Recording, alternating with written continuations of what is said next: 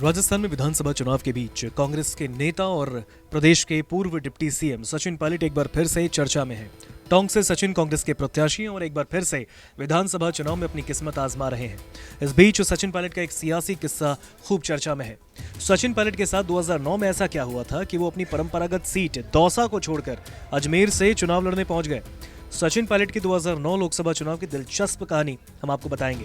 बात शुरू होती है 2009 के लोकसभा चुनाव की, लेकिन यहाँ सबसे पहले यहाँ पर बात करेंगे साल 2004 के लोकसभा चुनाव की, जब पहली बार सचिन दौसा से लोकसभा का चुनाव लड़कर सबसे कम उम्र में सांसद बन गए। लेकिन संसद में वापसी के लिए साल 2009 में सचिन पायलट को काफी संघर्ष करना पड़ा, क्योंकि तस्वीर और सीटें दोनों बदल गई। साल 2009 में पायलट की परंपरागत सीट एसटी के लिए रिजर्व हो गई, तो पायलट को नई जगह तलाशनी पड़ी और उस वक्त सचिन पायलट का नया ठिकाना बना अजमेर। साल 2009 में अजमेर हॉट सीट बन गई, क्योंकि सचिन के सामने बीजेपी की दिग्गज नेता किरण महेश्वरी ताल ठोक रही थी।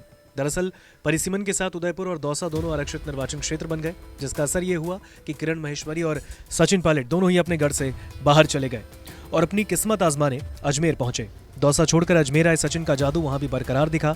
यहां उन्होंने बीजेपी प्रत्याशी किरण महेश्वरी को 76,135 वोटों से हराया। बीजेपी की सीनियर लीडर को हराकर सचिन तत्कालीन मनमोहन सरकार में केंद्रीय सूचना एवं संचार प्रौद्योगिकी मंत्री स्वतंत्र प्रभार रहे। हालांकि 2014 के लोकसभा चुनाव में वो अजमेर सीट से बीजेपी के प्रत्याशी सावरलाल जाट से हार गए। हालांकि अब साल बीत चुके हैं। अब पायलट अपने राजनीतिक करियर में ऐसे मुकाम पर हैं जिसमें उनके भविष्य को लेकर कई अटकलें लगाई जा रही हैं।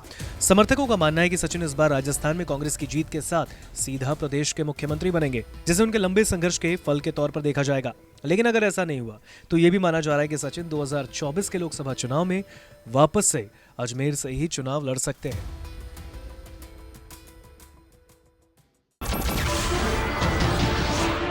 नमस्कार, मैं हूं मानक गुप्ता। अगर आपको हमारा ये वीडियो पसंद आया हो तो इसे लाइक और शेयर जरूर करें, और हां, हमें सब्सक्राइब और फॉलो करना ना भूलें, ताकि आप देश और दुनिया की कोई खबर मिस ना करें। तो जुड़े रहिए हमारे साथ और देखते रहिए न्यूज़ 24।